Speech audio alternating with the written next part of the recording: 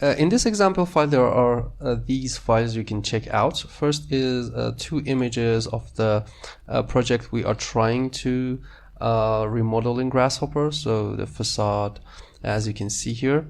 And if I go to the next image, you can see here that there is a simple rectangle facade, and the points here are going outwards, and this one is going inwards. So you can use the script to remodel this one. And also we have deleted these faces of the mesh, neighboring mesh, to bring out the windows. So there is a cluster file. If I open it in Grasshopper, you can see that this is the perforated facade cluster. You can double click and open it if you want to see the example file, or you can simply open the example file algorithm and check it out to learn how we have did this in Grasshopper. Okay, let's go back to the cluster and explain this, how it's going to produce the mesh. The most important part is the complete mesh. If I bake this, you can see that this is the mesh it's going to produce.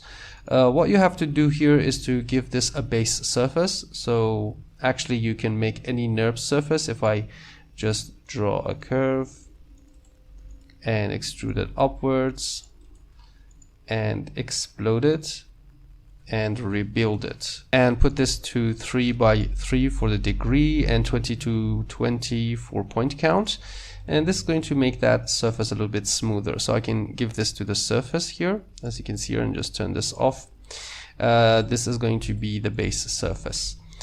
The next input is the U count. Obviously we have to define how many division we want in the U. Remember that this is an odd number, so if I change that, you can see it here. And the V count is for the height. I'm going to make a simple rectangular surface here, vertical rectangular surface, and give it to this input so you can see what's happening here easily. Okay, and you can right click and internalize if you want to have it inside the inputs. Anyway, let's just decrease the number so I can explain what's happening here.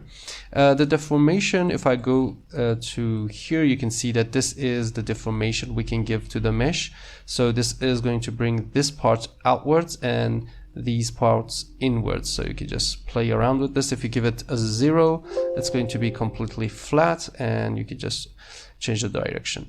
As you can see here at the bottom, similar to the image, we have these mesh faces deleted, and for the top we have these faces deleted. So now you can see that the top here can be in 2 directions, and also the bottom. Another thing you can use the Viva plugin if you want to give it a framing. So this is just the thickness of the framing, and the texture is actually an image you can give. So at the outputs, first we have the complete mesh. This is useful if you want the complete mesh for the facade. And if you want the windows, you can just bake this mesh, and here you can see that we have the windows. So I can also bring them out. These are the windows. You can bake them into 2 different layers.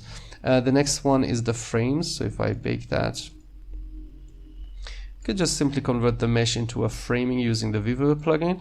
This is not really that complicated. And then you can also have the windows. So if you want to, you can bake this into layer 1, for example, and bake this into layer 2. So if I just bring this outwards, you can see that we have 2 layers of meshes. Another thing here is the texturing.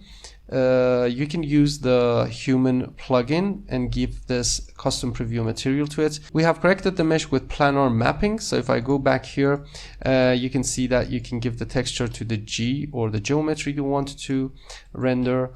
Then there is a file path. So if you just set this to the file we have put in the zip file,